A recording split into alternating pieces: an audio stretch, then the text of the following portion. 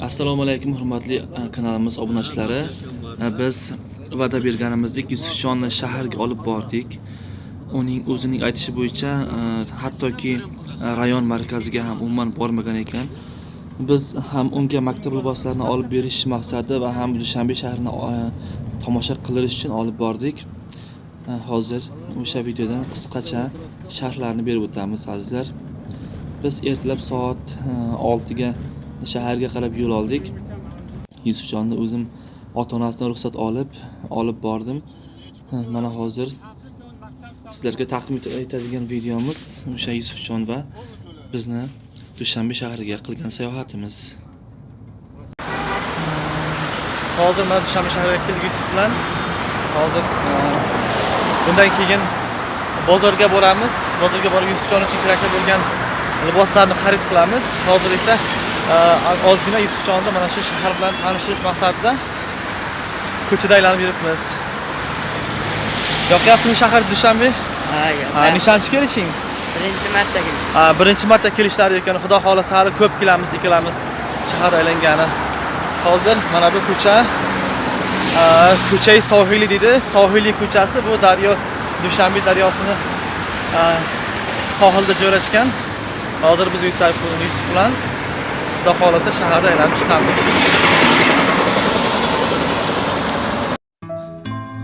Azizlar, gohda inson tili bilan aytmagan gaplarini ko'zlari, nigohlari bilan aytadi.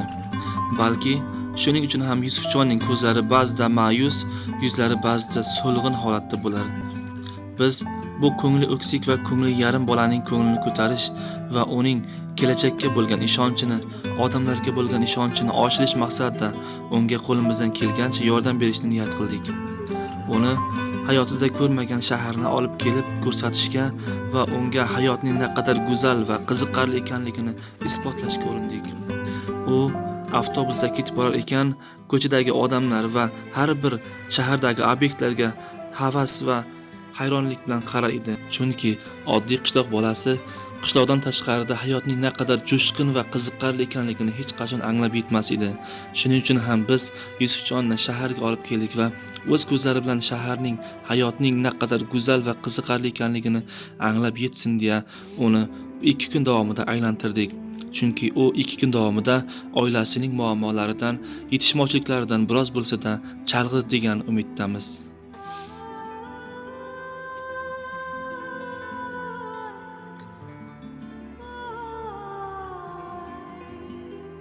Azizlar, biz hozir Yusufjon bilan tushlikka kirdik. Tushligimiz tojiklarning milliy taomi bo'lgan quritob. Ushbu taom tojik xalqining eng sevimli va eng shirin taomlaridan biri quritobdir. Yusuf bilan o'tirib hozir quritob qo'llik qilyapmiz.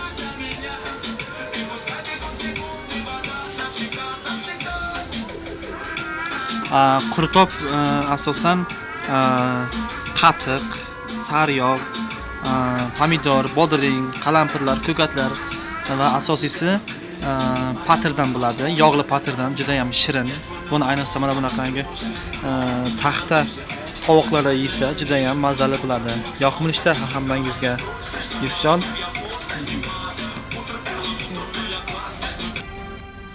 Birinchi kun Yusufjonni tungi shaharga olib chiqdik va o'sha yerdan Yusufjon bilan Dushanbe shahrining tungi ko'rinishini tomosha qildik. Lekin afsuski videoga olishga ulgura olmay qoldik, chunki telefonlarimizni quvvat o'tirib qolgan edi azizlar. Xullas, Dushanbe shahrini 2 kun davomida ham tunda, ham kunduzi Yusufjonni tomosha qildirib, kayfiyatlarini ko'tarib keldik.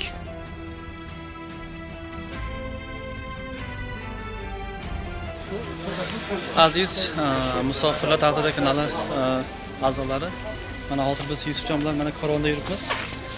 Libos olib, maktab kiyim, forma oldik.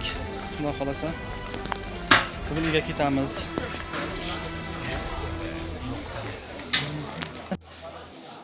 Mana Yusufjon bilan biz karvonda yuribmiz, libos olib. Aziz obunachilar, videomizni batafsil 6-qismda ko'ring va Yusufjonga karvondan nimalar olganimizni barchasini batafsil video tarzida yuklaganmiz. Sog' bo'ling, omon bo'ling.